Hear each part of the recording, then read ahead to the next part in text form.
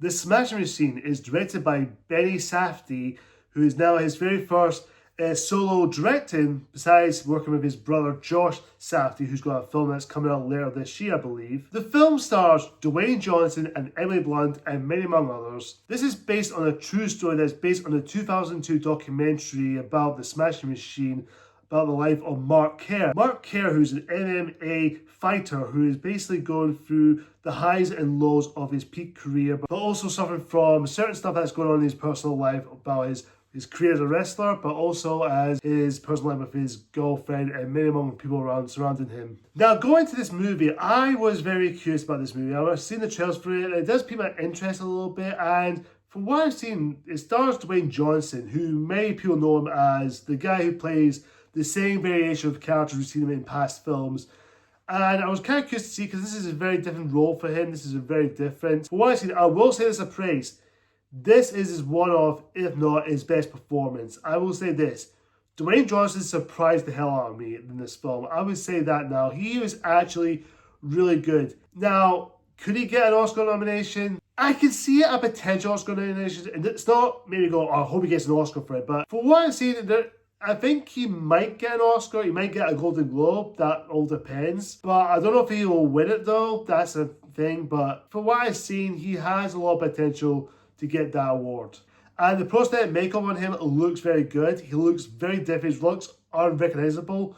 When you watch it, you do hear Dwayne Johnson's voice, but he looks very different, especially with the makeup on, the way he looked, and the way he just give that line delivery he gives. He looks amazing at it. Benny Safdie directed is pretty decent. I think he does try his overall best. And from what I've seen, the cinematography wise and the camera movements, especially the zoom close-ups and certain camera movements, when the character talks and moves up to that and get a close-up to that character, it looks very good. It looks like a documentary or a certain television scene you'll probably watch on TV. And I love the ratio film they give it. Looks incredible. It looks beautiful. It looks stunning as hell, to say the least. And that is the biggest praise I'll give it.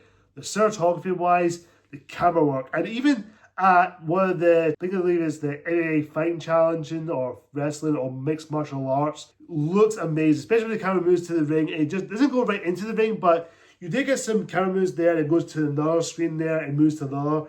It feels like you're just watching it on TV, but you're watching it on the big screen as possible. And the costume designs are really good, and I really like how they show you his life through his struggles with Mark Kerr's character. But that being said, despite some good stuff going for it, there are some creative choices, and Dwayne Johnson does his overall best. I found this film to be very underwhelming and a little bit boring at certain areas, because when I say underwhelming and boring, because for majority of the film, it felt rushed when they try to go through Mark Kerr's life, because it's basically through his 1997, the start of his career, and then it goes through to 2000. But it doesn't give you much time to develop or try to get into Mark Kerr's head, but you just don't get enough of what's going on behind the scenes. It just felt like it was just going through, just rushing just to get to the point next and the point next. It just felt like it was just rushing a few things. Because when you watch the movie, when it starts, when it jumps to 1997, the start of his career, but then it gets to like 10 minutes later to the movie, it jumps into 1999. It misses like 1998. So it's kind of like, wait a minute, what's going on? Why are we jumping to 1999? What happened to 1998? So it does feel like it was rushed. It didn't feel like it's developing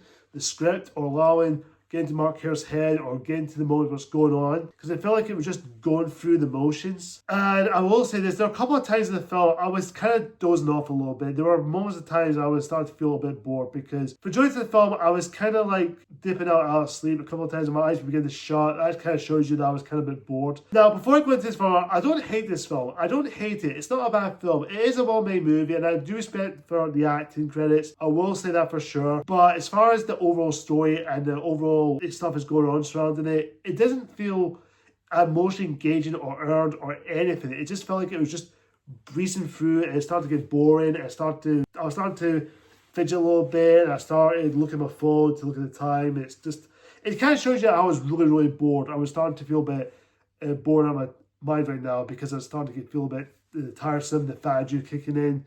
And as far as Emily Blunt is great. I will say this, Emily Blunt, I want back to the positives a moment. Emily Blunt, she was good what she's given. She's great to watch. But that being said, Emily Blunt does a good job, but as far as her character goes, she was very underdeveloped, and it's just a real shame because I really liked Emily Blunt as an actress, and she does give a great performance. But however, her character Dawn as Mark Kerr's girlfriend, she was kind of wasted because the majority of the film, because you do get certain scenes of them bickering, arguing, and then it goes back to Mark Kerr's wrestling, and he started to drop down with his career. And you do get certain goes back and forth on it. And it just felt a bit tired. It felt like it was just trying to get through the moments. It just doesn't feel earned as I thought it would. I don't know what else to say. I do respect this film is trying to go somewhere, and I do kind of respect it. But if the writing, if a certain stuff could add a little bit extra more minutes, or maybe have more depth into certain characters like Mark Kerr and his girlfriend Dawn, it would have been more interesting. It would have been expanded upon it a little bit more, and it would have been a better movie overall at least, because I do see potential. By the end, The Smashing Machine is just an overall, it's alright, it's fine, it's for what it is, it's kind of a little bit of disappointment, but there are some good things in there. The acting overall is great. Despite Emily Blunt being wasted, she was good.